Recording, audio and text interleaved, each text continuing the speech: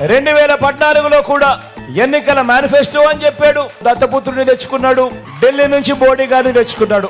ఈ పాంఫ్లెట్ లో చంద్రబాబు నాయుడు గారు సంతకం పెట్టాడు. ముఖ్యమైన హామీలు అని చెప్పి దీంట్లో రాశాడు. ఈ పాంఫ్లెట్ ప్రతి ఇంటికి పంపించారు. ఇందులో వీళ్ళు రాసిన విషయాలు: రైతులకు రుణమాఫీ చేశాడా?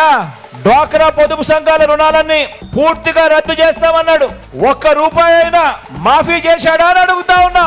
ఇంకొకటి, ఆడబిడ్డ పుట్టిన వెంటనే మహాలక్ష్మి పథకం కింద 25,000 రూపాయలు బ్యాంకులో డిపాజిట్ చేస్తామన్నాడు.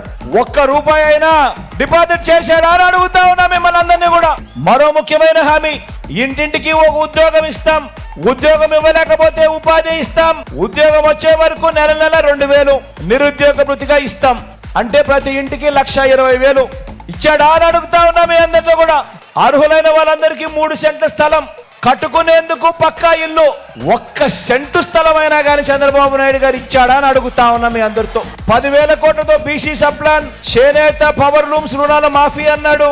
మహిళల రక్షణకు ఉమెన్ ప్రొటెక్షన్ ఫోర్స్ ఏర్పాటు చేస్తామన్నారు. రాష్ట్రాన్ని సింగపూర్ మించి అభివృద్ధి చేస్తామన్నారు. ప్రతి నగరంలోనూ హైటెక్ సిటీ నిర్మిస్తామన్నాడు.